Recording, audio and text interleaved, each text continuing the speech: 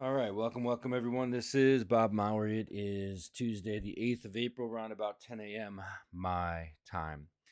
Been a bit since I've done one of these updates, but with the chaos in the markets, it's kind of drawn my attention towards a lot of other things that were moving around. And I am now going to get us on the same page with our strategies.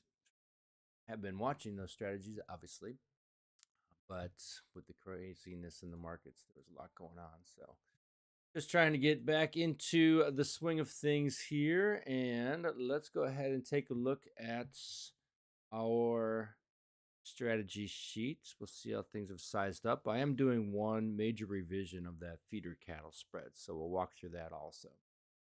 Down into the portal, you'll see the current PDF version right here. That is for the week of April 6th. Got it loaded up right there. Here's what we're working with. So we've got the four bear spreads. Top row, live cattle. Second row, feeder cattle. That's the one that's being revised. And then 352 is bear spread in corn. 353 bear spread in hogs. Let's take a look at these one by one.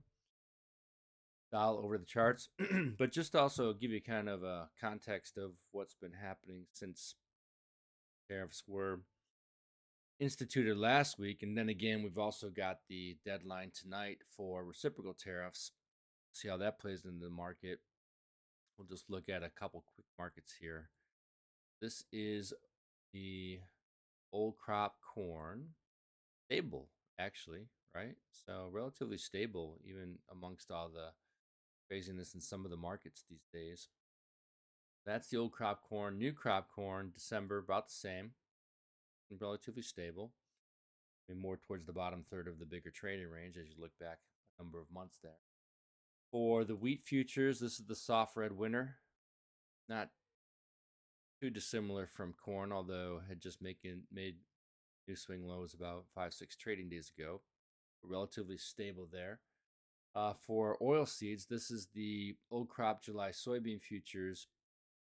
It is one that took a bit of a hit with the tariffs. So the anticipation had been that when China wraps up buying Brazilian soybeans, South American soybeans, that maybe we'd get some business. But with the tariff tit for tat, it seems like there was a little bit more angst in the soybean market relative to corn and wheat. There's also some bigger picture fundamentals that there seems to be ample amounts of soybeans in the world, whereas the world balance sheet leaning towards the tighter side. If we look at the livestock markets, it got hammered. So just 4 days ago, the live cattle futures in the June delivery made new swing highs. Tariff announcements came out and just beat it up pretty quickly. So this high was back on April 2, so not even a week ago, and it got up to 207. So we'll call it 208, about 208. Dipped down yesterday down to 195. So pretty good push to the downside there. Just to give you a visual on what's happening in the beef market. The feeder cattle, pretty much the same. Okay. And then we have hogs, pretty much the same. Got beaten down into new swing lows. Cotton futures, old crop. It got beat up, but then bounced pretty good. Okay. So yesterday was a pretty good recovery day. Right back into basically the modest range or almost touching the modest range it came. New crop cotton. I know I'm going through these quick, but I just want to give you a quick visual. So it had tried to make new swing highs, not new highs, obviously, but new swing highs, better price over the recent future or recent past, I mean. And then it got hammered pretty hard. Dollar index moving into the financials had a push to the downside. Crude oil futures, which obviously can impact uh, things like cotton, because cotton competes with polyester. Polyester's seed stock is crude. And then we've got the potential impacts in terms of bean oil, biodiesel, ethanol, for example. They can also have to compete with energy prices and that is a demand base for bean oil futures and for corn, and it can also weigh on corn and bean oil prices. So even though we just see crude going down, there are ripple effects into other sectors. So that's the crude, and then obviously the big boy is S&Ps, and as you can see, got hammered, right? So we made new highs, or we got near highs. Basically, we're touching our highs about, excuse me, mid-February. Pretty good move to the downside here, a little bit of a bounce. Tariff news comes out and just pulled the rug out from under the market for the time being. See how it all plays out. This is uncharted territory. So that is some of the moves. I just wanted to give you some context what's happened over the last 3-4 trading days or so, if you didn't know and you plugged into the commodities. But let's get back to what matters to us, which is our spreads. And I'll tell you one thing, you've seen some of those moves, and granted, if you're on the right side of those moves, you've got a lot to talk about at the neighborhood barbecue if you'd like to. But if you're on the wrong side, ooh, be a little bit painful if you don't manage it well. And that's why I'm glad we do the calendar spreads, because it tends to be much less. This is the live cattle futures. Look, this is all tariff time right here, and this thing barely moved. Relatively stable even amongst the chaos. Those who are a little bit more conservative, it doesn't always work this way. Sometimes spreads can do wacky stuff also. But for those who want to lean towards the conservative side and try to pick up some money playing the commodity markets, why we do what we do here. All futures spreads. So right now with this one, both levels are filled. So this is strategy number 350. Both levels are filled. Average price comes in right about here at 295. Currently, both levels are sitting with some level of unrealized loss. Almost a push for the entry level 2, more conservative entry. In the negative territory for the more aggressive average in traders. And I did raise these targets back on March 7th, a month ago, to 252 or 217. So hopefully what we see over the next few days is this thing start to break down. So this is the time seasonal, in my analysis, start to see some pressure. Okay, this thing is not giving up the ghost easily, though, I'll give you that much. So great to see this thing start to accelerate to the downside. Basically, what it did was took out the highs here from back in late January. Didn't have much follow through. Came close, stopping us out. But we had our stop in the right level. And now we've seen a little bit of a push back to the upside to retest that swing high. It's failing, so that will continue. That is where the seasonal tendency is leaning towards. And if it plays out, be okay. Obviously, not gaining as much as we had originally thought, but don't forget our original benchmark way down here at 157. That's where this seasonal one started. So technically speaking, this seasonal is supposed to end up lower than where it started.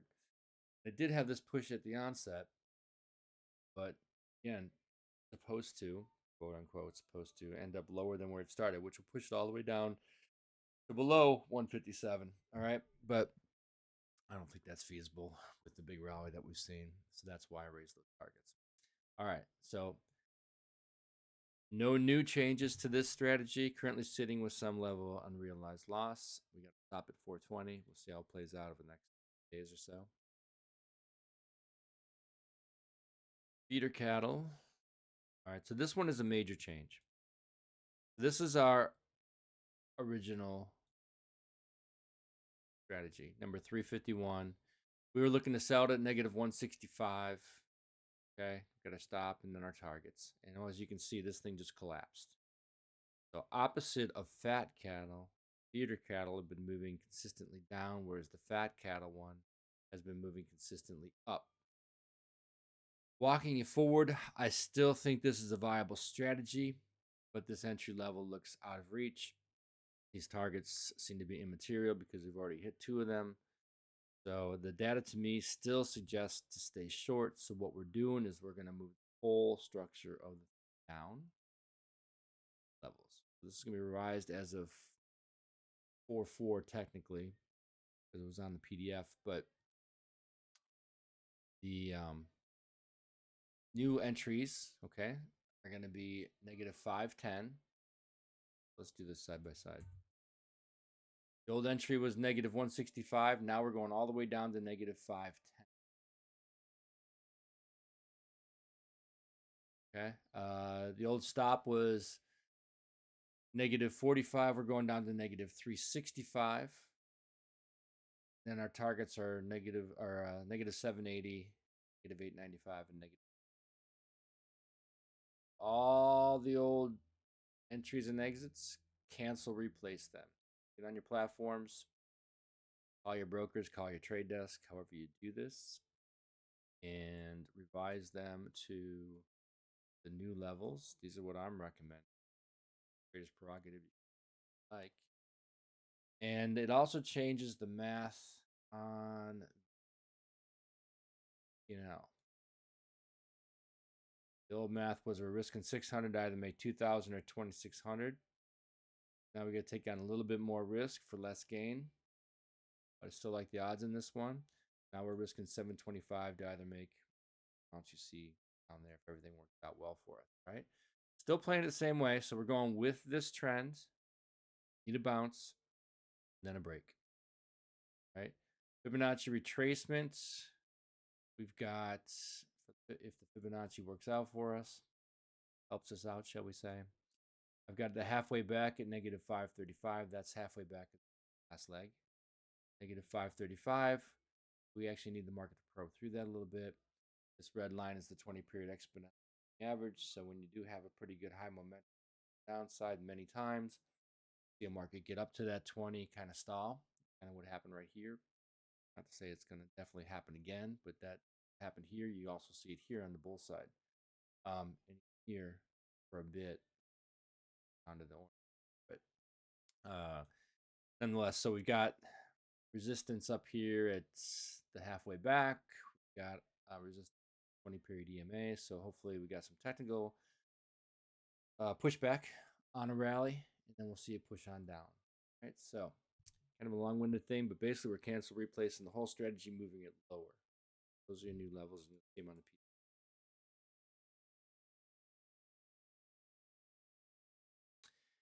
Third trade here that we're looking at is corn. So this is strategy number 352, bear spread in corn. Goes till April 19th, so not a whole lot of time left. First entry level is filled at -7. Second level is up here at -5/4. So those who got in at level 1 are currently sitting with some level of unrealized loss. More conservative entry level guys and gals are sitting up here waiting to get at -5/4. We're about halfway through, so it could very well be if it spikes up there and then pushes down, these targets are still in play, but also it may be that once I walk it forward, we might need to tighten those up. Right now, no change to the strategy. See how things evolve there. And last, we've got the hogs. This is strategy number 353. Bear spread in hogs, long the July, short the June. And both levels are filled. Currently sitting with some level of loss. Our stop is up here at positive 67. Pushed into new swing highs today at 45. That takes out this high here from back in early December. That was 30. We are making new swing highs here, our new spread highs, and we'll need this thing to fail. Stop is going to stay where it's at 67. Both levels filled, currently sitting with some level unrealized loss, and we're going to look back to the downside and get towards our target. That's bear spread at number 353, lean hogs. No change of the strategy. So what I do is I think that brings everything up to speed. So major change on the feeder cattle. Live cattle starting to work its way our way. Lean hogs, like I just mentioned, made new swing highs. We'll see if that thing starts to stall as my interpretation of the data believes it should. We'll see how that plays out. And then we've got the corn strategy, which is kind of in the same boat as hogs. We need to at least get up a little bit more, maybe get the entry level 2 people on board, then rotate back to the. A lot of volatility. I showed you the charts. You got the visuals on that one. Things are giving signs of stability at the moment. Again, we got those new tariffs that pop in at 11:59 p.m. tonight. Have to see over the next couple weeks how this all evolves and react accordingly. All right. Well, I think that brings everybody up to speed. If you have any questions, comments, anything of interest, feel free to reach out to me. I am going to leave it there. Thanks so much for watching.